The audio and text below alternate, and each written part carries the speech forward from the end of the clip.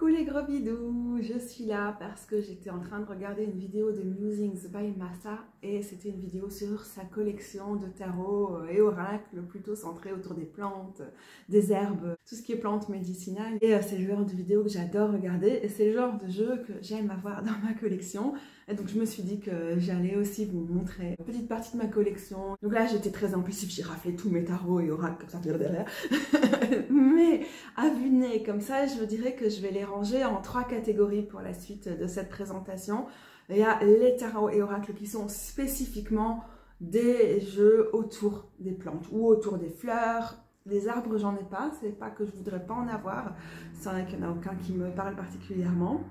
Il y en a d'autres qui sont des jeux sur les plantes, mais qui ne sont pas des jeux de tarot et oracles, mais que je détourne de façon plus ou moins divinatoire, sachant bien que pour moi le mot divinatoire n'est pas un synonyme de prédictif. Le divinatoire dans ma pratique, c'est de voir, de trouver des mots, c'est de percevoir, de voir, de mettre en mots, de mettre en lumière, de mettre en poésie, ce qui n'est pas toujours tangible, ce qui n'est pas toujours visible, ce qu'on n'a pas forcément l'habitude, les fréquences sur lesquelles on n'a pas forcément l'habitude de se brancher.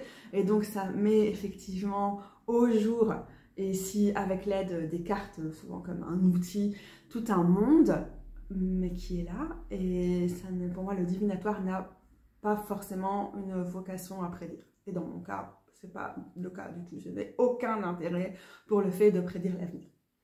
Indépendamment de si j'y crois ou non, en fait, je m'en fous. Ça ne m'intéresse trop pas dans ma life. Donc, ça ne m'intéresse pas d'amener ça dans ma pratique des cartes.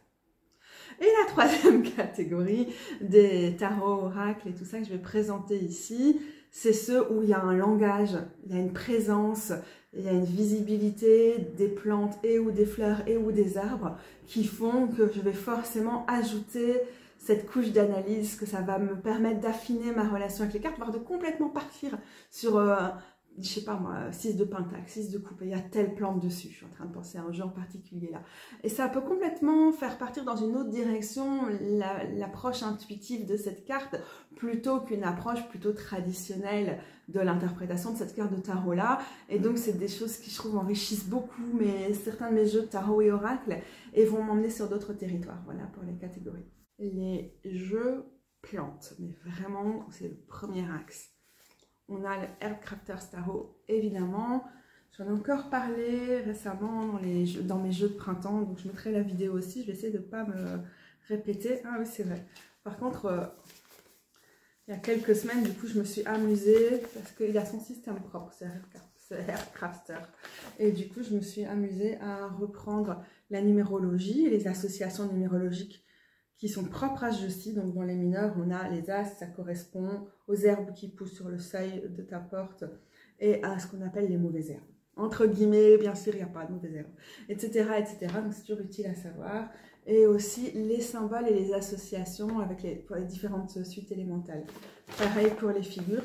C'est mon petit pense-bête, c'est pas mal parce que je dois toujours me rafraîchir un peu la mémoire parce que c'est pas un tarot que j'utilise assez souvent pour être à 100% au taquet avec son système. Après, le bouquin est vraiment bien fait et il n'y a pas trop de détails. Et donc, c'est un plaisir. Voilà. C'est un plaisir d'aller retrouver les informations. Par exemple, ici, on a pour les 4. Vraiment, les petits points communs des 4 tout en petit. On a un récapitulatif aussi dans l'intro. Hein. Et puis, du coup, à chaque fois, une toute petite page pour chaque plante. Donc ça, c'est vraiment bien foutu. Pour tout, je trouve qu'il est assez bref et qui permet de ne pas s'égarer. C'est le tarot de plantes médicinales que j'aime le plus. Hein. Ici, on a le gingembre, le 8 de feu, la valériane, le 8 d'eau. Là, on va s'apercevoir que j'ai peut-être rangé les cartes pour l'étude. Non, ça a l'air mélangé. Le 7 d'eau avec le bouleau. Voyez un petit peu ce qui est fait. La personne qui dessine travaille sur base de photos. Donc elle va retracer le trait, puis elle va colorier au crayon sur le trait de photo. Donc elle fait la composition à la photo, et puis de la photo, elle part pour partir sur du coloriage. C'est pas colorier directement sur la photo, hein, je pense. C'est intéressant, c'est une technique qu'elle avait mise au point, je pense, en travaillant sur son premier jeu, qui était le Gaian Tarot. Et à l'époque, elle n'a pas du tout d'expérience dans ce domaine. Et au final, et en tout cas ici pour les plantes, ça s'y prête très très bien. Ça donne vraiment merveilleusement bien. Ici, c'est aussi une collaboration avec Latisha couterie pour les textes. Et c'est vraiment très très chouette aussi. C'est très intéressant le système de ce tarot parce que ça nous sort du tarot et ça nous amène vraiment pas juste dans l'herboristerie mais aussi dans la question de la permaculture, du jardinage, et du coup c'est aussi un tarot qui est assez chouette pour son approche plutôt païenne de connexion, de rencontre du lieu, des écosystèmes, des espèces locales. Alors on n'est pas basé que sur la flore européenne, ce qui est peut-être pas plus mal, hein, justement, c'est bien. Et en même temps, il y a quand même beaucoup de choses qu'on peut trouver qui sont des espèces indigènes ici, ce qui est aussi intéressant. Oh, la mélisse avec le 3 d'eau, il y a de la mignonitude dans certains des cartes comme ça, moi ça me fait beaucoup de bien. Mais malgré tout, ça reste un tarot vers lequel je ne vais pas tant que ça, peut-être parce qu'il est vraiment très spécifique. Il a aussi cette idée d'être un compagnon dans notre apprentissage de toutes ces choses, et donc c'est génial, parce que voilà, c'est clair que je suis une apprentie dans ce domaine, et vraiment pas du tout une spécialiste. Mais en même temps, ouais, je n'utilise pas le tarot que pour ça, et peut-être c'est un peu le défaut de ce Herbcrafter. Le Der James. Ça, c'est un de mes chouchous. Il y a une version indé, donc moi j'ai la version indé, il y a une version mass market qui vient de sortir, mais je pense qu'elle n'est pas encore dispo en Europe. J'adore, je le dis à chaque fois que je vous présente, oh, si seulement il pouvait y avoir un tarot avec cette esthétique. C'est vraiment un type de dessin, c'est des peintures à la base, qui ont été retravaillées de façon digitale, ce qui ramène une belle cohérence à travers le jeu. Moi j'adore ça, j'adore, je trouve ça trop beau. Sur le fond noir, toutes ces couleurs, je pense que la personne travaille à la gouache, ça se sent au niveau de la vibrance des couleurs, qu'on voit aussi là. Je vous avais déjà dit aussi que c'est quand même très complet au niveau du livret, mais parfois un peu redondant, je trouve, au niveau des explications des cartes. Et donc il y a tout un système en tout cas, où les herbes sont mélangées par l'élément. Donc celles qui sont ici en blanc et gris, c'est l'élément d'air. Et on a un petit sigil qui est adapté. Celles qui sont multipliées, tout se pète la gueule. L'ortie, c'est l'élément de terre. Donc là, on a encore de l'air. Ici, avec l'arnica, on a du feu. Et on va chercher l'eau. S'il veut bien, hein. Ah, voilà, ici, avec le sureau. Il n'y a pas d'association de correspondance universelle des plantes et des éléments, donc les personnes assument leur propre système ici. Parfois, certaines choses sont difficiles à identifier, pas l'armoise, à connaître et à traduire parce qu'elles ne poussent pas chez nous, et du coup, c'est pas toujours évident de savoir qu'est-ce qui est quoi. Bon, on a beaucoup qui poussent chez nous quand même. Et aussi, parfois, c'est quand même compliqué, on est moins dans des plantes courantes, donc c'est vrai que ça peut être difficile si vous ne parlez pas l'anglais. Et alors du coup, moi ce que j'ai fait, j'ai réimprimé un truc que j'ai écrit à la main à la base pour pouvoir l'avoir en plus petit pour que ça ne s'abîme pas dans mon pochon. J'ai à chaque fois mis les noms en anglais, les noms en français et les noms latins, je crois. Ouais, voilà. Parce que j'avais besoin d'avoir la traduction facile d'accès. Et alors, c'est dommage que sur les cartes, il n'y a pas directement le mot-clé qui est associé aux plantes ici. Par exemple, ici, la verveine bleue, la protectrice de l'espace de rêve.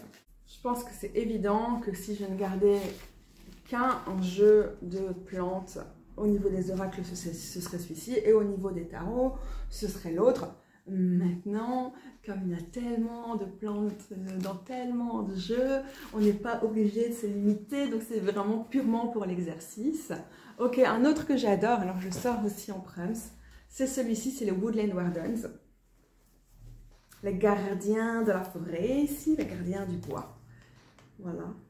C'est une version modifiée. Les cartes étaient vraiment un moche bord, elles étaient grandes comme le livret. Enfin, moi, j'aime mieux ma version modifiée. Et pour garder l'aspect branche sur le contour, j'ai vraiment fait au ciseau, mais en essayant de garder la rugosité. Et donc, en faisant pas droit, en suivant le fil. Donc, moi, ça me convient très bien. Par contre, mes feutres métallisés, ça s'estompe quand même pas mal. Mais c'est assez joli, ça fait quand même, ça fait mousse, ça fait nature. Le Woodland Wardens associe à chaque fois un animal.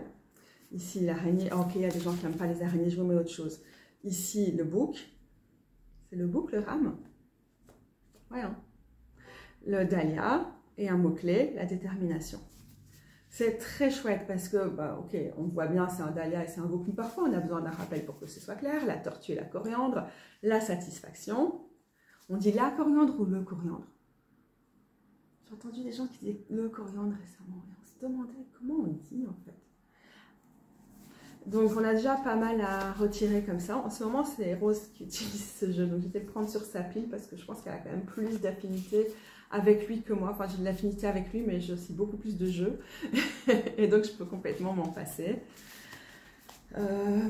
C'est trop chouette, les petites explications, parce qu'on a quelque chose qui va mêler le langage des fleurs quand c'est nécessaire, le folklore, les propriétés médicinales, certaines associations à des astres ou à de la mythologie, et comment on peut tirer des associations et de l'animal et de la plante, et parfois de leur contraste aussi, pour en tirer un message divinatoire, avec des petites questions de journaling qui sont vraiment bien. Par exemple, ici, est-ce que je me sens coincée? Comment je peux m'adapter aux changements dans ma vie? Ici, comment je peux me préparer pour l'avenir? Est-ce que le destin, ça peut bouger ou est-ce que c'est figé dans le marbre? Ce genre de choses, très bien, court et efficace.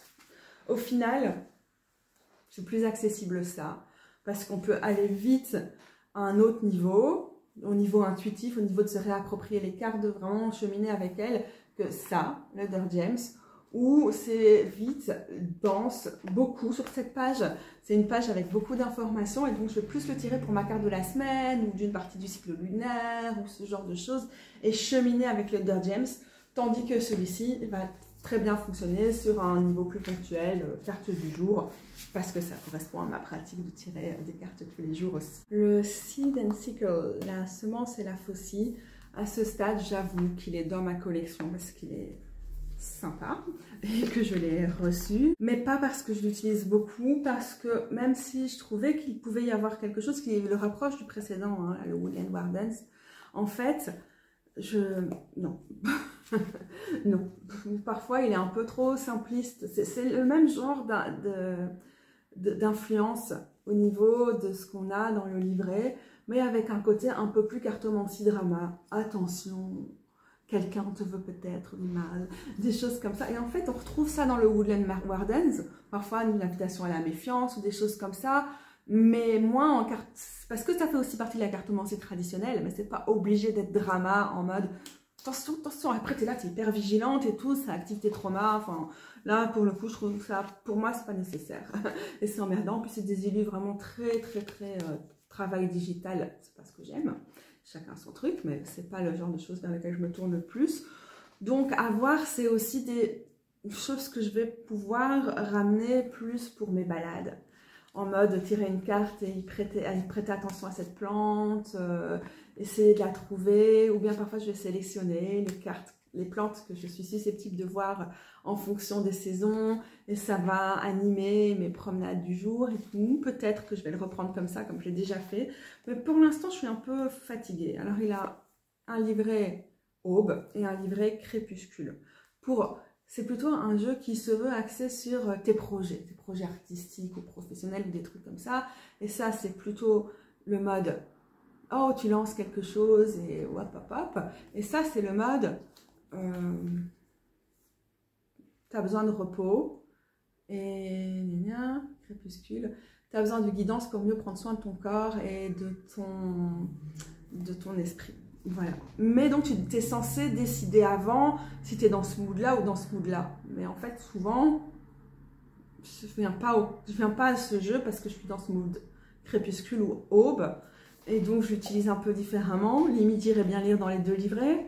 Et du coup, il n'est pas si simple que ça à utiliser. Donc, je le garde. Je pense pas que je le donnerai. Mais je pense que ça va continuer à être un jeu que j'utilise assez peu. Le Herbiary Illustrated, c'est l'herbier. On pourrait même traduire par l'herbière, comme à la manière des bestiaires illustrés, traduit dans sa version en française par l'herbier des chamans, qui lui va pas du tout, mais bon, voilà. Bien avec son petit pochon. Alors il y a plein d'éditions différentes. Il y a une édition jeu de cartes, il y a une édition box set de luxe avec ce beau bouquin qui est vraiment nécessaire pour moi parce que dans la version jeu, enfin genre oracle, il y a un petit peu moins, genre il n'y a que ça, il y a moins d'explications pour chacune des cartes et les explications pour chacune des cartes sont vraiment très importantes pour moi. Et il y a aussi une version où c'est le livre qui est important et il y a des cartes à découper à la fin. Dans la version en anglais, dans la version en français, je ne sais pas c'est quelle version.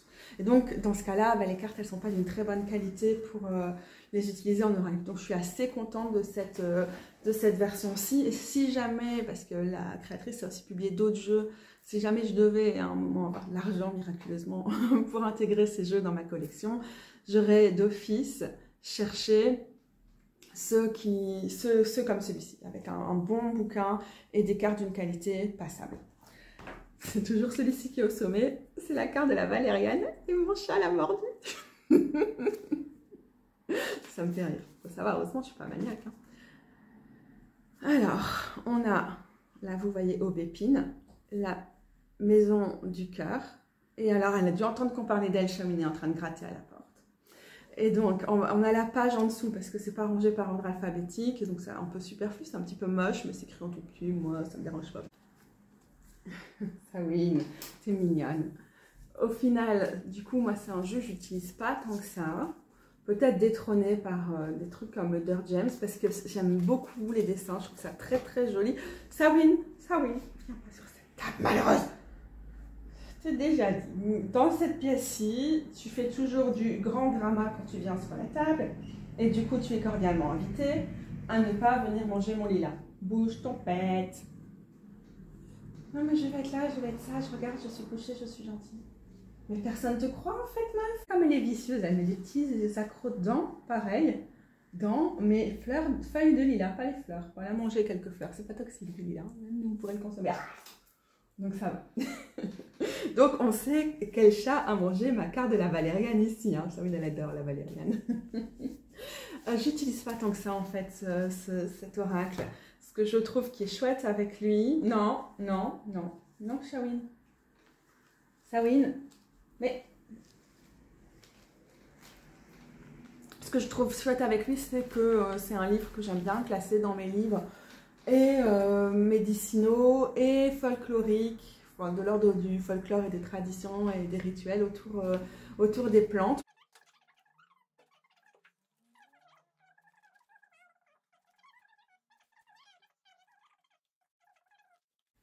Beau bouquin qui va aller sur ma pile des livres d'herboristerie, plus qu'un oracle que je vais utiliser quotidiennement. De temps en temps, j'essaie de le réintégrer dans ma collection, mais là, je pense que j'ai assez de recul pour dire ouais, mais non.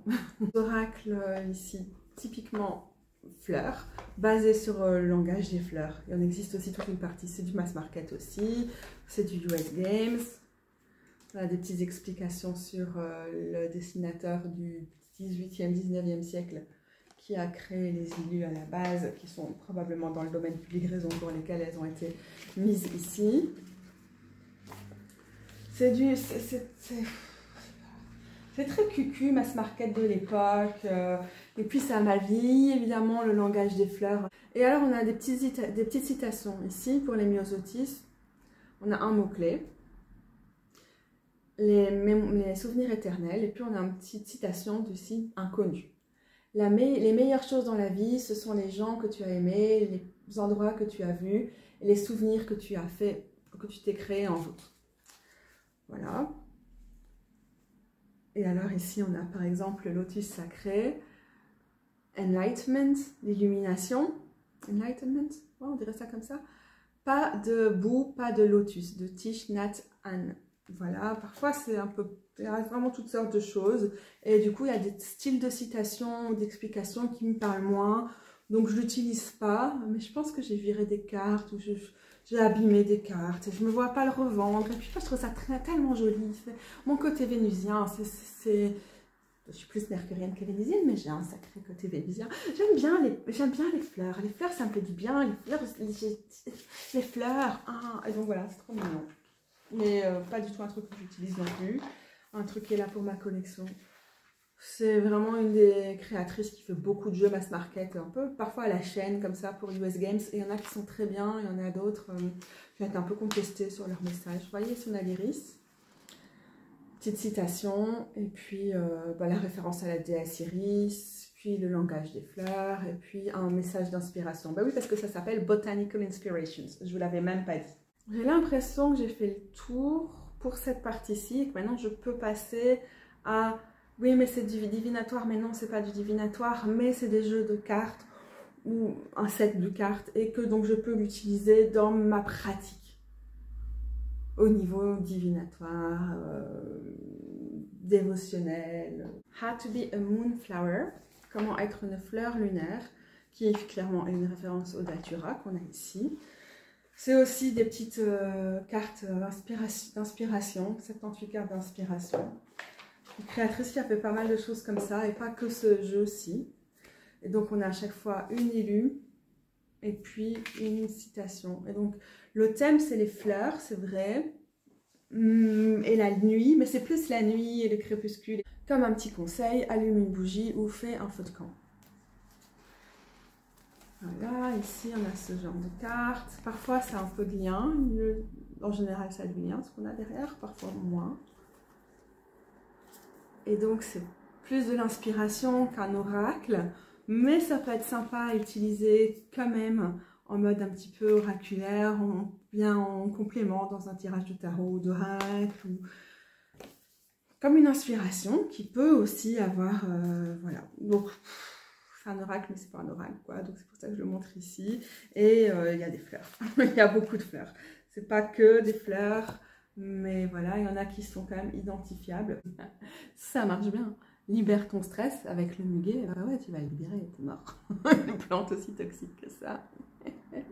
Et derrière, on a des pavots, des coquelicots, on pensait ici aussi, et du trèfle. Là, je trouve stress. Bon, c'est pas un truc d'herboristerie, quoi, du coup. Qu'est-ce qu'on a ici avec nos espèces de pissenlits? Ah, c'est un vœu. Ça, c'est facile. Et regarde, c'est les mêmes fleurs derrière. Parfois, c'est très répétitif. C'est dommage. On a des petits myosotis, des espèces de petits jacinthes, des espèces de petites pensées. Écoute les sons de la nuit. Ça, je reconnais pas. Observe les couleurs de la nuit. Et donc, ce que je disais tout à l'heure avant que mon téléphone coupe, hein, c'était ici par exemple, on dirait qu'on a des petites violettes odorantes, du trèfle et de la lavande. Voilà, il n'y a pas forcément des associations claires.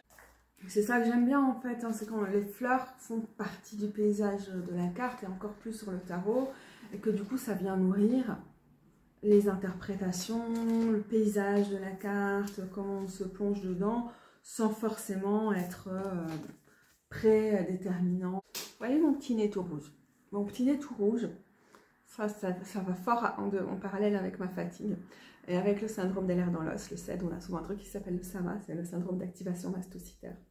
C'est cette espèce de truc quand ton corps décide d'être allergique à on ne sait pas quoi, on ne sait pas pourquoi, mais il crée une réaction, il produit de l'histamine un peu pour rien. Et donc souvent ces plaques rouges et tout ça vient avec ça. J'aurais pas dû manger des crasses, j'aurais pas dû prendre de la glace. Et alors ça me casse vraiment fort. Donc je sais que ça sert à rien que j'essaie de tirer sur les quelques minutes qui restent sur mon téléphone et que c'est le moment de faire une pause.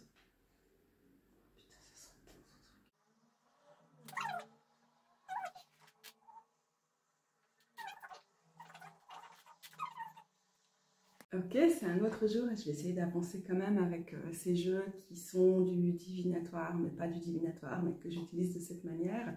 Donc je ne vous reparle pas plus du How to be a Moonflower parce que j'ai certainement perdu ma direction en parlant hier, mais je pense qu'on a fait le tour. Alors dans celui-ci, j'ai le Wild Alchemy Lab Deck, qui est plutôt un jeu, comme on en fait pas mal hein, à l'heure actuelle, qui est comme un livre, comme un recueil, sauf que ça se présente sous forme de plante, et donc il y a moyen de l'utiliser comme un oracle. D'ailleurs, c'est même prévu dans le petit livret, mais ce n'est pas sa vocation première. Je vous montre toujours l'armoise, alors je mélange un peu. Alors voilà, ici on a le chêne.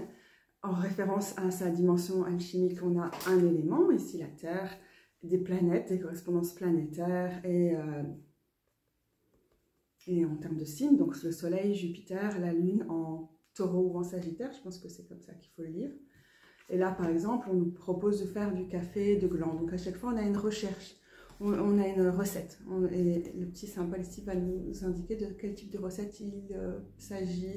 Je ne sais pas pourquoi j'ai pas une belle lumière. Donc, on a ici une explication sur l'arbre ou la plante en question. Et puis là, la recette. Et puis, on a quelques informations sur où trouver la plante, etc. Donc, le type, Deciduous Tree. Je ne sais pas ce que ça veut dire, mais c'est clairement un type d'arbre. Son habitat, donc les bois, les forêts, les terres cultivées. Et au niveau énergétique, et du coup, on a un effet refroidissant et hydratant.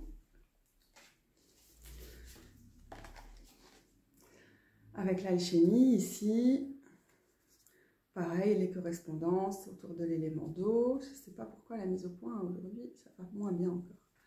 Et là, même chose. Et donc là où sur l'autre, on avait, j'ai déjà oublié, un café.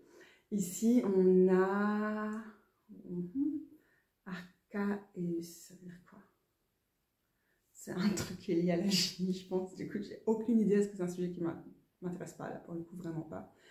Et alors, on a des suggestions du genre le cueillir le jour de Vénus, donc le vendredi, tout ce genre de choses, parce qu'il y a vraiment ces références-là. Et on a des informations supplémentaires ici. Quand cueillir quoi?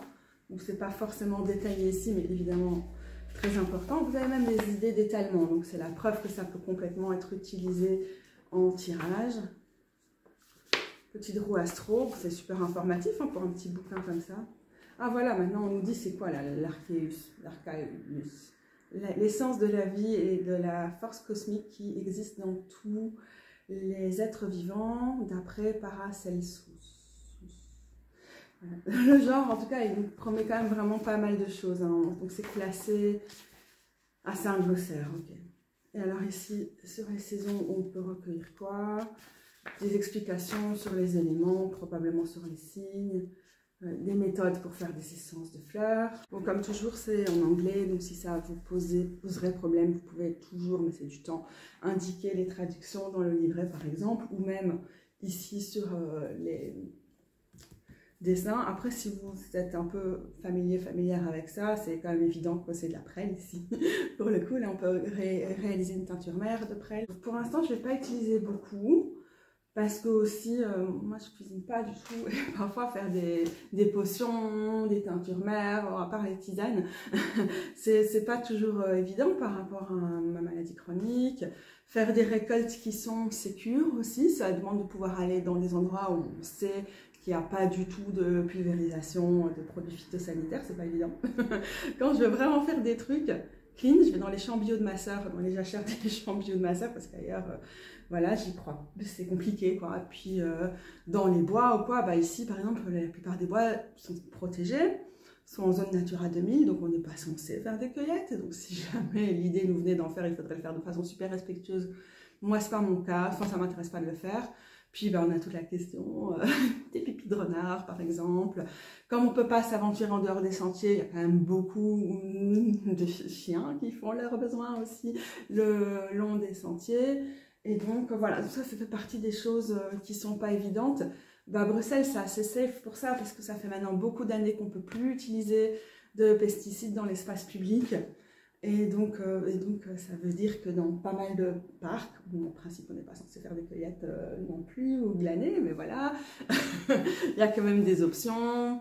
Et aussi dans certaines zones, donc ça dépend. Parfois, ce n'est pas forcément plus facile à la campagne, j'observe, parce que là où on a des plantes de qualité, elles sont protégées. Puis aussi, ce que ça ne va pas nous dire, c'est qu'est-ce qui est protégé dans notre région ou pas. Et donc, c'est nous apprendre à évaluer. C'est pas parce qu'il y en a beaucoup, mais qu'il y en a beaucoup sur un endroit d'1 mètre carré. C'est pas la même chose que si l'espèce est très présente dans la région. Bon, là, on a quand même pour beaucoup des choses qu'on voit partout, hein, du bouleau, de l'armoise, de l'ortie. Bilberry, c'est lequel comme moi? Ça donne la myrtille si je m'en crois le nom commun. Du souci, ça c'est facile d'en planter, d'ailleurs c'est ce qu'on va faire sur notre balcon et probablement en bas aussi. Bourrache, same. La violette, odorante, c'était très très bien, on en avait en bas de chez nous, mais c'était sous un arbre. Et donc, garantie remplie de caca d'oiseaux. Pour l'instant, je m'y suis pas encore mise, mais ça va être quelque chose que je vais plus sortir. Il y a pas mal de choses qui sont dans leur saison de récolte maintenant, par rapport à ce qui est proposé comme recette avec. Mais je me vois bien mettre ça plutôt sur les jeux du mois de mai, du mois de juin, vraiment la pleine période des récoltes. À voir. Mais donc, divinatoire, oui et non, mais c'est un peu comme d'autres, hein, c'est que ça m'indique « Ah, la consoude, elle est trop belle partout en ce moment ». Ça m'indique vers quoi potentiellement m'orienter. Et en fait, en termes animistes, c'est aussi quelque chose qui est important. Et donc, je vais rapprocher quand même de ma pratique divinatoire. C'est comme observer les oiseaux, c'est une forme d'augure, qui ne veut pas forcément dire « Oh, je prédis l'avenir à travers ça », mais je me mets plus en harmonie avec leur langage, je le décrypte mieux. Et donc, ce genre de jeu m'apprend à être attentive avec toutes les espèces de ma région, tout ce qui pousse autour de moi, et donc ça nourrit fortement ma relation au territoire. Et donc, tout ce qui fait un esprit du lieu, les esprits du lieu, l'identité, etc. Et ça m'apprend aussi à le respecter et à être attentive à ce qui change, et comment et pourquoi. Et donc pour moi, ça fait partie d'une pratique dévotionnelle, autant que ça pourrait l'être pour d'autres, des prières ou des choses comme ça. Donc voilà. En réalité, ça rentre complètement dans ma pratique, mais alors on est moins dans quelque chose qui est purement les cartes, et on est plus dans ce qui va être païenne, voire sorcière, et absolument animiste. Je reste dans le ton rose et avec des fleurs aujourd'hui. C'est que j'adore ce truc vintage qui fait très années 70. Et aujourd'hui, je suis en rose fluo. Merde, je suis pas sur ma chaise. C'est quoi cette chaise? J'ai le dos complètement coincé aujourd'hui. Je devrais pas tirer comme ça. Bien sûr, je vais mettre mes mains à plat par terre, mais est-ce que je dois le faire? Non, c'est pas comme ça qu'on gère une hyperlaxité généralisée. Mais je suis quand même dans le fluo. Ok. Là, donc j'ai deux jeux. Je vous ai beaucoup montré le printemps, donc je vais passer en plus rapide. Le Flora, c'est une espèce de jeu des 7 familles flamand, hollandais, enfin en néerlandais en tout cas, probablement des années 50 ou 60. Et donc, voilà, on a les plantes qui sont classées par catégorie. Beaucoup de plantes locales, mais pas que. C'est une catégorie dite exotique. Et bah, ça va plutôt rentrer dans tout ce que je vous ai raconté précédemment. Ça peut aussi éclairer un tirage de tarot. Et puis, c'est la même chose avec celui-ci, qui est un jeu de cartes à jouer sur le thème des fleurs sauvages.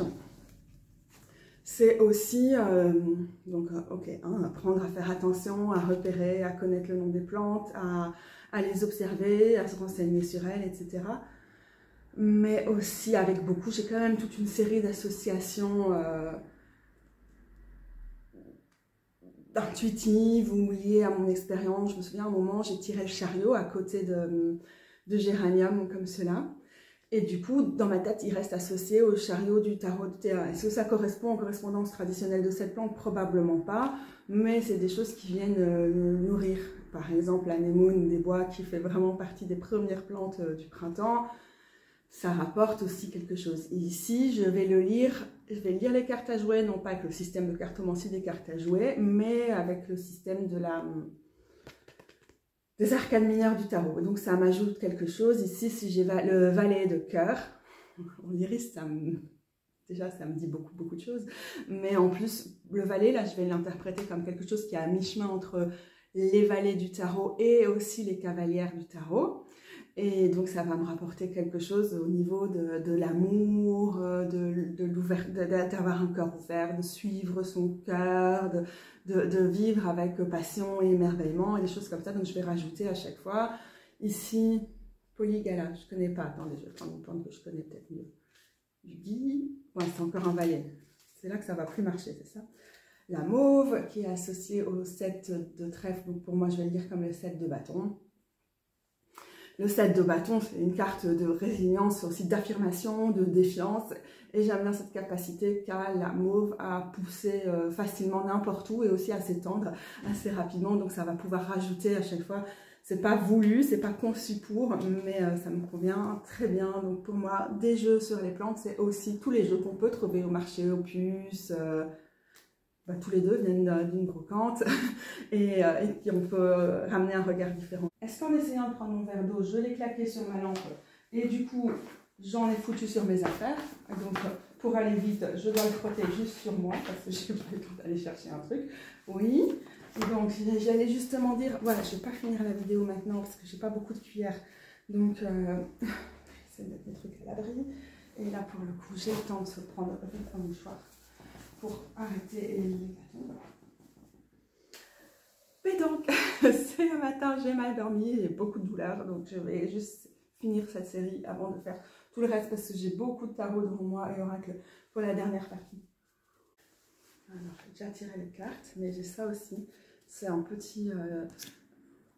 c'est pas un oracle, du coup, c'est un petit peu un jeu de cartes par famille informatif en suédois que j'ai chopé pour le coup au petit rien, donc comme le Emmaüs en Belgique, quoi. Et voilà. Je sais pas trop qu'en faire, parfois c'est vraiment intéressant que, voilà, dans cette même optique hein, de l'attention, d'ouvrir le champ de la perception et que, oui, de prêter attention aux plantes, aux écosystèmes, etc.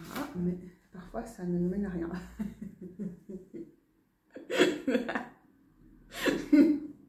Je vous ai dit tout à l'heure, je ne montre pas l'armoise, je prends toujours l'armoise. Évidemment, sur ce jeu qui fait genre 120 cartes, hein, je tirais l'armoise. Ça m'indique sur ma promenade, en tout cas, que des indications de chemin à prendre parce que c'est pas la saison où on est censé récolter l'armoise. Il faut plutôt attendre le mois de juin. Mais je vais quand même prendre des jeunes pousses à gauche, à droite, ouais. L'herbe divinatoire par excellence, évidemment. Ça me fait bien rigoler, tiens. Tous les trucs que je connais pas là-dedans, il faut qu'ils me sortent une de mes plantes préférées. Regarde, j'aurais sorti ça en suédois, j'aurais été bien crade avec ça. J'aurais rien eu à dire là-dessus. Allez, ici j'ai mes jeux de cartes, langage des fleurs, deuxième partie du 19e siècle en français, avec ici l'aubépine pour le mois d'avril, attente et espoir. Je l'avais utilisé dans un hôtel à l'Aubépine et du coup, j'ai pas réussi à enlever le washi tape, sinon tout partait. C'était déjà abîmé avant d'avoir été collé, de toute façon. Et j'en ai perdu 2 parce que je suis conne comme ça. Et j'étais vraiment contente d'avoir les 4. Alors parfois, le langage des fleurs, ça me paraît un peu fantasme d'une époque où on a créé comme un idéal bourgeois, hétéronormatif et tout, donc ça ne me correspond pas. Hein. Regardez ces petites bonnes femmes-là. Mais bon, en même temps, quand c'est du vrai vintage, enfin, pour le coup, ancien, ça me convient beaucoup mieux. Le chèvrefeuille en septembre avec les mots-clés, lien et amitié. Voilà, je l'adore, mais je ne l'utilise pas tellement. Plus sur les hôtels, je ne l'utilise pas tellement en divinatoire parce que quand même, certaines des associations sont un peu trop fortes. Novembre, œillet, ponceau, frayeur et effroi. Je sais pas, mais c'est quelqu'un qui sait pas très bien dessiner la frayeur et l'effroi parce que c'est pour moi. Ok. On a plusieurs types de roses aussi. Et là, janvier, prime vert, affection tendre et sincère. C'est quand même super mignon. J'ai chopé ça au marché aux puces des Bastions à Tournai. Je suis retournée, ça fait longtemps que je l'ai acheté. Je suis retournée dimanche passé et je dois dire que c'est quand même un de mes marchés aux puces préférés au monde, avec beaucoup de vendeurs du nord de la France. C'est un petit côté braderie de Lille, comme ça, on est qu'à 25 km de Lille à Tournai. Et j'ai trouvé vraiment des merveilles aussi, des jeux assez rares et tout, pour beaucoup moins cher que ce qu'on m'aurait fait à Bruxelles. Et voilà. Si ça vous intéresse, déjà j'ai fait une vidéo sur mes jeux plutôt type vintage, je peux au marché aux puces et tout en anglais, je peux vous mettre le lien en dessous. Et sinon, faites-moi signe parce que c'est une de mes grandes passions, les marchés aux puces, brocantes et autres. Et donc, il ne faut pas hésiter du tout à me laisser un commentaire parce que je pourrais d'office faire une vidéo là-dessus, avec aussi mes recommandations, ce qui fonctionne pour moi, et aussi en tant que malade chronique, pour faire quelque chose qui peut être assez difficile physiquement. Comme ça, ok. Donc j'ai fait le tour de ce que je voulais montrer dans cette catégorie, j'en ai beaucoup pour la suivante. Pour moi c'est une pause pour l'instant et pour vous peut-être aussi parce que la vidéo va probablement être longue et vous vous dites oui je reviendrai regarder la dernière partie plus tard. Je prends congé comme ça, j'ai l'impression de faire un peu ma cachotière mais évidemment je vais au marché aux puces là tout de suite. Je vous fais signe si je trouve des jeux, j'en ai jamais vu là-bas. C'était divin le marché aux puces aujourd'hui, les gros bisous, je vous dis que ça. Pas pour les trouvailles de tarot, oracle ou autour des plantes, mais bon quand même. Ok, troisième catégorie, c'est les tarots qui ont une présence vraiment pas négligeable des plantes sur leur dessin, etc. Mais dont c'est pas le thème principal, mais qui est une couche d'analyse qu'on peut d'office ramener. C'est le cas notamment de celui-ci. Intuitive Goddess of the Night en anglais et le tarot des déesses de la nuit en français. Je suis même pas sûre du titre. Je n'avais pas sorti le livret là. Le tarot des déesses de la nuit. Je vous l'ai présenté, je fais une review quand il est arrivé. Et en réalité, je ne l'ai quasiment pas utilisé. C'était vraiment un craquage de me faire un cadeau de Noël. Et donc voilà. Les réticences que j'avais à l'époque restent et me parasitent. Finalement, l'expérience avec ce tarot, j'avoue. Je suis un peu loin là, non? Il y a pas mal de plantes dessus, comme on voit ici, avec azalée ou rhododendron peut-être là-dessus. Ici, on a des coraux. C'est pas des plantes, ok, mais c'est pas des plantes, hein. Rassurez-moi. Voilà, ici, j'ai oublié le nom de cette plante, mais voilà. Pareil ici, qu'est-ce que ça pourrait être? De l'angélique, du cerfeuil sauvage, oula, toujours compliqué la mise au point en tout cas. Et le livret nous donne parfois des indications sur le choix des plantes. Parfois aussi sur les couleurs des plantes et pas forcément leur choix. Et comme on a des dessins qui font très 19e, qui est aussi pleine époque, langage des fleurs, je pense que ça ajoute agréablement. Là on a des framboises. Ici on a des renoncules on dirait, des œillets, des anémones. Ici, on a un amas de fleurs sauvages et donc on ne nous dit pas ce que c'est. Je cherche un autre exemple pour voir si on nous dit ce que c'est. La suivante, c'est la sorcière à la place du magicien, où on voit d'ores et déjà qu'on a différents types de roses, des lys.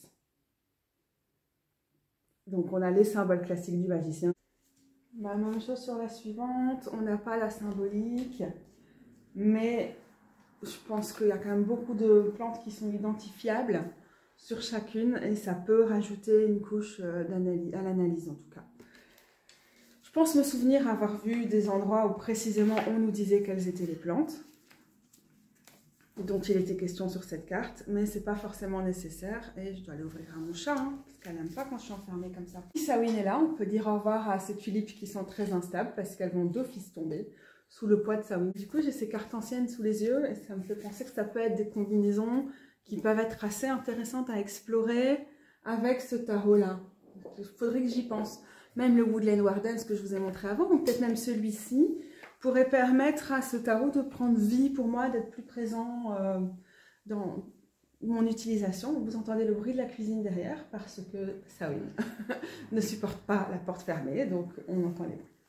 C'est normal. Le Rosebud Tarot. Son nom l'indique, hein, un bouton de rose, donc les fleurs sont centrales, alors malheureusement, par rapport à ma gourmandise dans ce domaine, c'est essentiellement des roses qu'on voit dessus, mais c'est intéressant parce qu'il y a aussi le thème du jardinage. On voit notamment que le fait que les coupes sont des arrosoirs, ici des sécateurs pour les épées ou l'air. Je cherche évidemment le reste et je ne le trouve plus.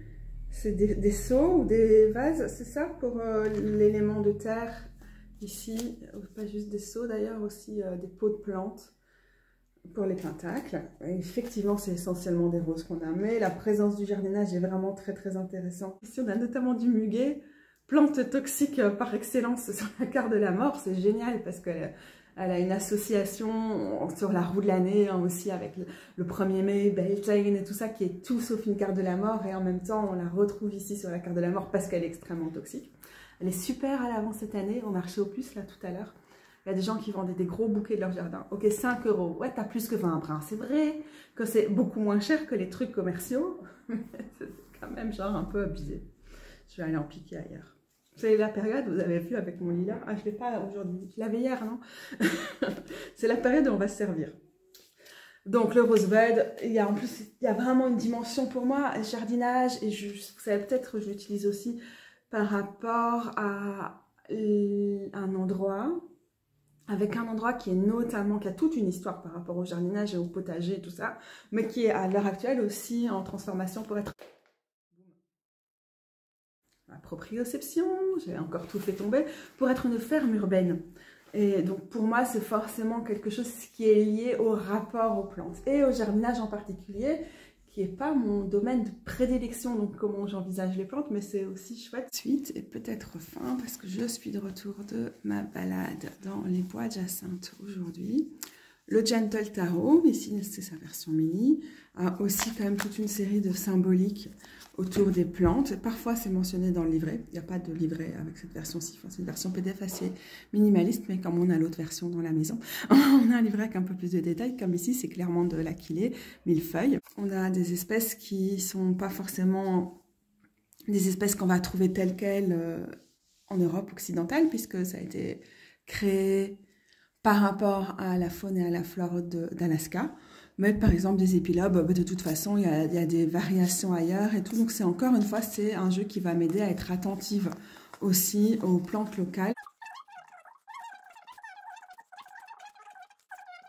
En fait, travailler avec des oracles de plantes n'implique pas forcément pour moi que ma pratique va être orientée sur les propriétés médicinales, etc. des plantes. Parfois c'est le cas et parfois je consomme les plantes sous forme de teinture mère, d'infusion principalement. Ça peut être aussi dans des baumes ou des macérats, etc. Et parfois je les crée moi-même, mais c'est rare. Mais connaître une plante et la respecter, c'est bien plus que la consommer. Par exemple, je ne suis pas très branchée huile essentielle. C'est pas que j'ai pas du tout de produit à base d'huile essentielle ni rien, ou que j'ai pas du tout d'huile essentielle dans la maison, mais parce que c'est quelque chose qui a une tendance très extractiviste, puisqu'il faut beaucoup de plantes en général ou de fleurs pour créer l'huile essentielle. C'est quelque chose qui est moins en résonance par rapport à la raison pour laquelle le type d'interaction ou d'admiration que j'ai pour les plantes, quoi. Là, on a les trois sœurs, les Three Sisters de l'agriculture, de la permaculture, pardon, pas du tout l'agriculture du coup, une autre façon de faire de l'agriculture, en tout cas, sur le 3 de fleurs, ici avec le Liberation Tarot. Ici, on a aussi tout un système de racines qui en mêle la plante à l'univers avec l'amour, la carte 6. Ici, on a du cresson et des pensées pour le 8 de fleurs. Et puis, on a un jardin qui pourrait bien être un jardin des simples ou en tout cas un jardin cultivé. Alors, il y a d'autres choses qui vont faire des liens aussi avec des plantes et avec la nature en général. Pareil, ici, personne dans un champ et tout. Et tout ça est super bien mis en avant aussi dans le livret. Alors, on va au moins retrouver sur des suites comme celle des spirales. Mais encore que, voilà, ici, vous voyez les fougères, par exemple. Et voilà, les symboles sont partout. Quand je prends le temps de regarder, ici on dirait des vignes, non c'est ça? Mais je ne sais pas c'est quoi les fleurs, parce que je n'ai pas encore tiré cette carte, donc je n'ai pas encore forcément lu le texte. Le courage ici pour la force, c'est incroyable les détails ici. Par rapport justement aux plantes, aux arbres, aux fleurs, aux esprits, c'est magnifique.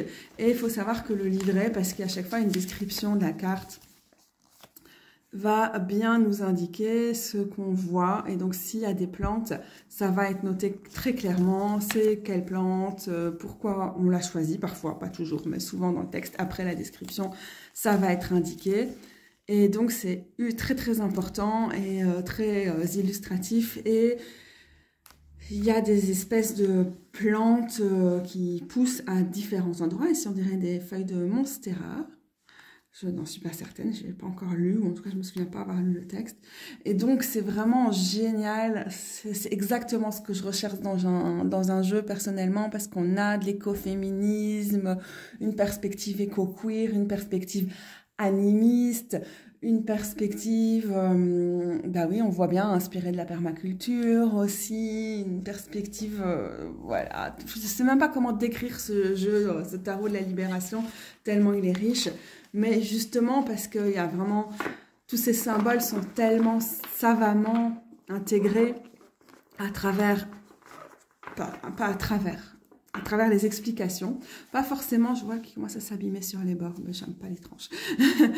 Mais à travers les textes qui sont cohérents, qui sont tous écrits par une même personne. Parce qu'après, c'est pas toujours hyper cohérent les illus. Parce que les personnes n'ont pas forcément communiqué entre elles à travers tout le processus. Ce qui me dérange pas, que je trouve très intéressant aussi de voir que tant de personnes ont ramené des choses aussi différentes. Voilà, donc ça pour moi, en vrai, je le mets ici parce que c'est l'axe principal du jeu, c'est pas les plantes, mais c'est un des jeux qui rentre le plus en fait dans cette catégorie pour moi. Bon, je vais accélérer, est-ce que vous avez bien compris, j'étais fatiguée là, donc ça va toujours être un petit peu galère. Est-ce que j'ai pris le bon... Oui, cette fois-ci j'ai pris le bon jeu dans la bonne boîte. Ah bah encore une fois la millefeuille ici avec le 3 disques, c'est le New Chapter Tarot, en français, son édition française, c'est le tarot du nouveau départ. Il y a aussi beaucoup de symboliques de plantes qui sont très intéressantes, qui ne sont pas forcément pour le coup expliquées dans le livret, mais pour moi ça rajoute vraiment une couche à l'analyse de ce jeu, qui a vraiment un système qui lui est propre, un peu inspiré du système du tarot de Thoth, un petit peu du Rider-Waite-Smith, mais aussi complètement sur ses propres associations. Et c'est vraiment chouette ça, je pense que c'est censé représenter une fleur de lotus, mais ça me fait aussi penser au magnolia par exemple, ce qui va bien à la reine de coupe d'après moi. Mais bon, là on a vraiment du magnolia pour le coup. Voilà, je sais pas, c'est très intéressant. Je sais pas toujours identifier quels sont les arbres. Là j'ai envie de dire de l'orme, mais quand je vois ici les petites cosses en bas, je vais dire que c'est du hêtre. Mais voilà, je suis pas certaine. Hein. J'adore la présence de la pivoine, c'est une de mes fleurs préférées, parce qu'elle est belle et qu'elle sent bon. Et je l'ai aussi tatouée sur le bras. Voilà, c'est le genre de jeu que j'aime aussi bien ramener dans les jardins des simples ou dans des jardins botaniques.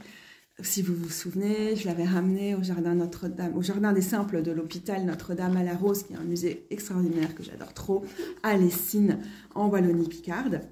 Et voilà, il m'aide aussi dans des cas comme celui-là. C'est pas un jeu que j'utilise souvent, mais je l'apprécie pour sa symbolique. Et alors souvent, quand on arrive dans cette saison, alors toutes les plantes m'ont l'air d'être un peu à l'avance d'environ 2 semaines cette année, mais on va voir ce que ça va donner si le mauvais temps qu'on nous annonce pour les prochains jours.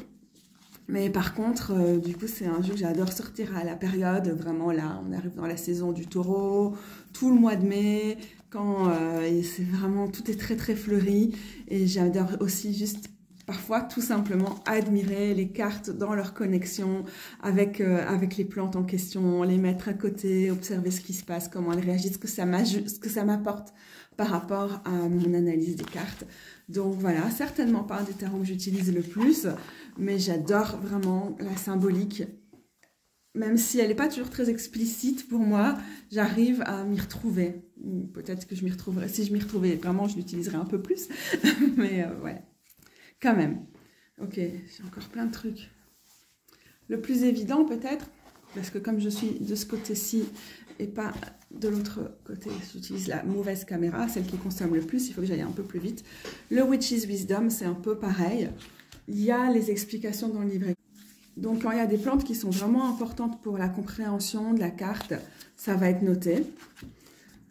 C'est pas sûr que ce le soit pour tous, et parfois c'est sympa. Par exemple, là, pour l'instant, je peux me dire que je vois du pommier, aussi parce qu'on a le symbole de la pomme qui revient partout dans ce livre, mais c'est aussi parce que bon, ils sont vraiment à l'avance, c'est la période de la floraison des pommiers, là maintenant tout de suite, mais peut-être qu'à un autre moment dans l'année, je pourrais choisir d'y voir autre chose. Ici, on a l'impression qu'on a du bouleau, mais ça pourrait être des pollens de noisetier aussi, par exemple, plutôt du bouleau pour pousser, non, qu'est-ce qui pousse comme ça qui sont ces chatons pour pousser aussi près de l'eau? Par exemple, ici, c'est pas noté, mais voilà, ça permet aussi de plonger dans la symbolique et de s'y attarder, peut-être d'imaginer des choses.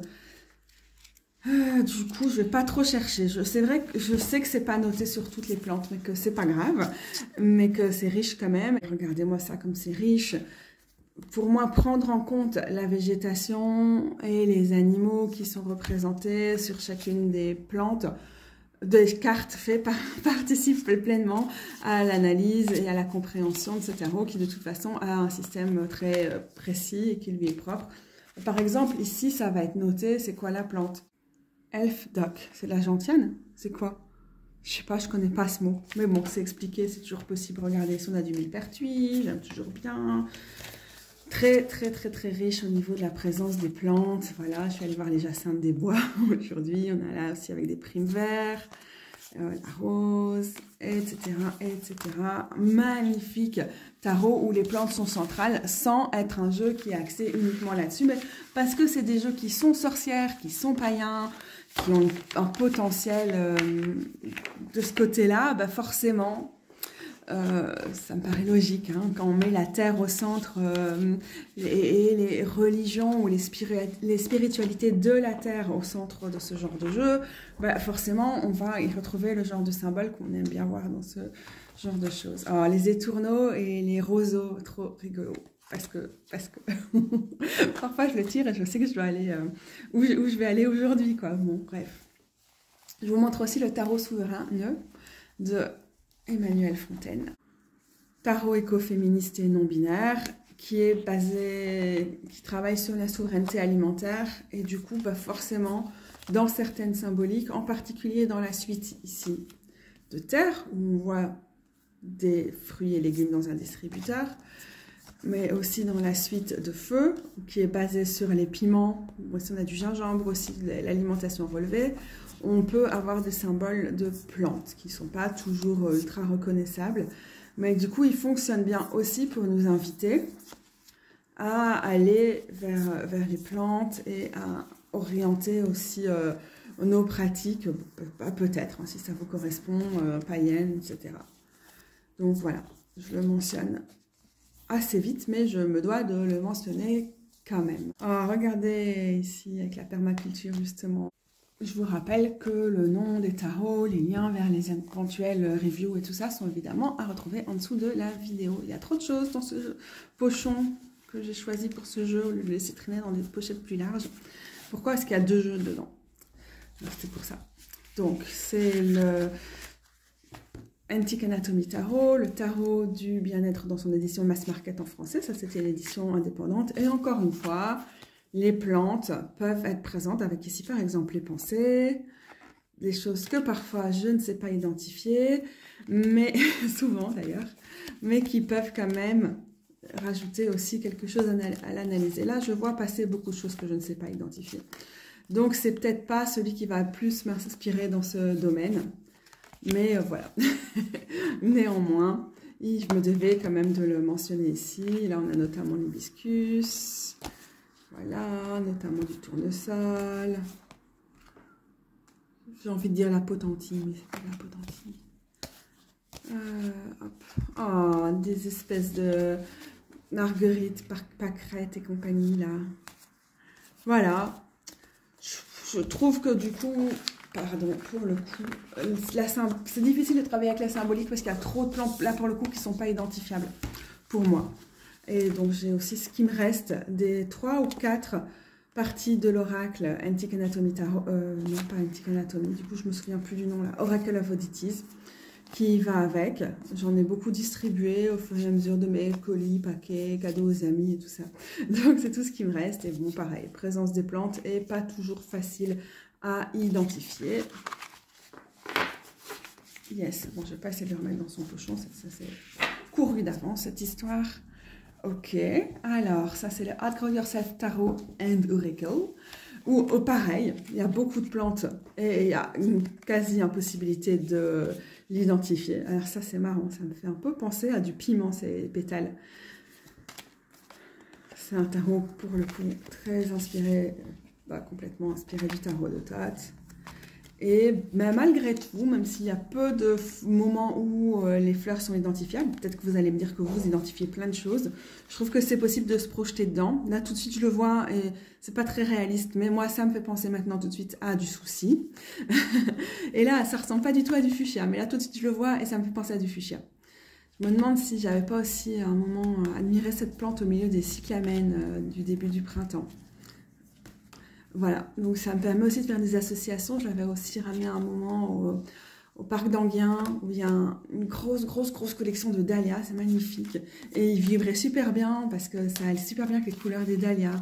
Donc ça dépend un petit peu des moments, ça dépend des sorties pour moi aussi, à quoi je vais associer cette présence de plantes, que j'imagine pour une bonne partie d'entre elles, elles sont fictives en fait. Mais je me dois de le mentionner parce qu'il m'inspire en tout cas dans dans la rencontre et l'attention, élargir le champ de la perception pour être plus attentive aux fleurs qui m'entourent. Et j'aime bien les fleurs, hein, vous avez compris, les plantes, c'est bien beau et tout, mais allez, les fleurs, c'est cool. Ah, je vois qu'il y a une carte ici qui traîne du tarot ultraviolette. Alors, il n'y a pas beaucoup de plantes dessus pour le coup, mais parce que c'est un tarot écoféministe, c'est quand même la présence à chaque fois des plantes va m'inspirer quand elles sont dessus. Voilà, je vous montre que des exemples de cartes où il n'y a pas grand-chose. Mais voilà, c'est juste, par exemple, ce genre d'image, ça peut super fort m'inspirer aussi dans mes sorties, dans la relation avec les lieux et tout, mais aussi, hein, il est plus représentatif des écosystèmes d'où vient l'artiste et donc du Canada. Donc c'est aussi normal que tout ne soit pas forcément facile à identifier pour moi. Et voilà, il est écoféministe et oui, il n'y a pas énormément de fleurs qu'on peut facilement... Fleurs, pourquoi je dis fleurs? De plantes qu'on peut si facilement que ça identifier dessus, à part ici, du lierre, des tomates. Et là, les fameuses 3 sœurs de la permaculture. Voilà. Je ne vais même pas essayer de les nommer tellement je suis fatiguée. Ça, c'est le Seasons of the Witch, en français, saison de la sorcière. C'est celui de Mabon, donc de l'équinoxe d'automne. Et c'est le seul que j'ai dans cette série. J'ai déjà précommandé celui de Lita qui doit sortir d'ici quelques semaines. Mais bon, vous voyez ici, c'est assez évident parce qu'on a le millepertuis et le marigold. Comment on dit en français? C'est comme une forme de calendula, mais c'est un peu plus... Je ne sais pas. Là, vous allez dire que vous êtes qu'à tout est con, tout le monde sait bien. En tout cas, pour celui-ci, parce que du coup, je n'ai pas les autres et je ne les connais pas, il y a quand même une belle présence des plantes automnales, des plantes qu'on récolte à l'automne, des feuilles aussi. Et donc, il est très inspirant pour moi. Ici aussi, avec la carte Kitchen Witchery, voilà, on a du tabac, donc ça me fait penser aussi à d'autres solanacées potentiellement. Et d'autres plantes de la famille des solanacées, pardon. Voilà, il y a plein de choses très inspirantes au niveau des plantes, ici avec le sureau, et aussi des petits champignons qui se cachent là. Donc voilà, les légumes racines ici, très intéressant cet oracle de ce côté-là.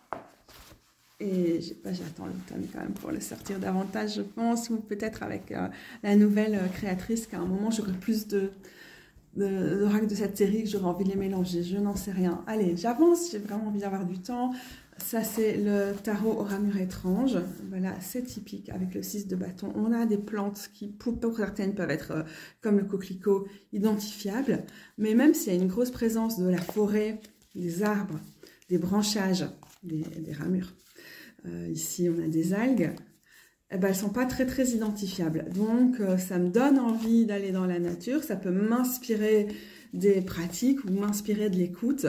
Mais à part quelques plantes, ici on a une digitale par exemple, c'est pas toujours, c'est rarement évident de savoir ce qu'on voit. Mais il m'a beaucoup inspiré et à certains moments, certaines des cartes ont très bien vibré avec les plantes. Quand j'ai tiré par exemple cette carte aussi au milieu des narcisses qui commençait à pousser dans les bois, je dirais même avant même les anémones, c'était assez incroyable. Du coup, c'était une jolie, je sais pas, c'était super inspirant. Genre je vais finir ma vidéo. À la réflexion, il me reste seulement ce tarot-ci que j'ai juste oublié parce que j'avais changé de Sawin. Merci pour ton intervention. Parce que je l'avais changé de pochon. Et au final, comme les cartes, les traits sont tellement fins sur les cartes, c'est toujours beaucoup plus facile de vous montrer les cartes dans le bouquin. Donc, c'est ce que je vais faire. En fait, chaque fois, pour beaucoup des cartes, il y a différents types de symboles, dont des pierres et des plantes. Sawin, vraiment, c'est gentil de nous aider, mais non, on ne fait pas des câlins, après ça s'entend. Voilà, mon chat veut accompagner la fin de la vidéo. Je ne sais même pas si je pourrais vous dire au revoir. Alors, vous savez, j'ai acheté en plus un petit zine où on a les traductions des symboles. Ça me permet de savoir que là, c'est la camomille. Je n'aurais pas forcément identifié autrement. Et ça, c'est du lotus. Et ça, c'est du sapin. Donc, j'ai rajouté à chaque fois. Et donc, pour moi, c'est très important, la présence des plantes. Et ça m'oriente aussi dans mes pratiques et dans mes rencontres, de savoir qu'est-ce qui est représenté sur chacune des plantes dans ce tarot. Merci, hein, Sawin, t'es vraiment chiante, hein, ma chérie. L'ange de la destruction est dans la place, mais on dirait qu'elle s'est posée. Par exemple, ici, c'est quoi? Ah, du palmier. Si, Sawin. Bon, je vais vous dire au revoir en vous montrant ces quelques images. Oh, du chèvrefeuille. Hollyhock. Et comme je ne saurais pas su dire juste en voyant la feuille, j'ai quand même mis la traduction. C'est la rose trémière. Encore une fois, ici, c'est du pavot ou c'est de l'anémone? Poppy. C'est du coquelicot, du pavot. Voilà, ça c'est vraiment un des tarots où je trouve que la symbolique des plantes est très importante. On a le jasmin avec ses racines et la sauge. Bon, ben, je vous laisse. Hein. Merci d'avoir suivi cette vidéo, les gros bidous. Merci à Shawin de nous avoir apporté son aide parce qu'on l'adore, hein, Shawin, ouais, et qu'elle nous adore. Ben oui. Et je vous dis à bientôt. C'était super sympa de répondre à ce tag. Et j'aurais voulu potentiellement ramener encore plus de matière, notamment des bouquins et tout. Mais là, c'est pas possible pour aujourd'hui. À bientôt. Et ça, oui, tu veux montrer au monde comme tu démolis tous mes tarots ou pas?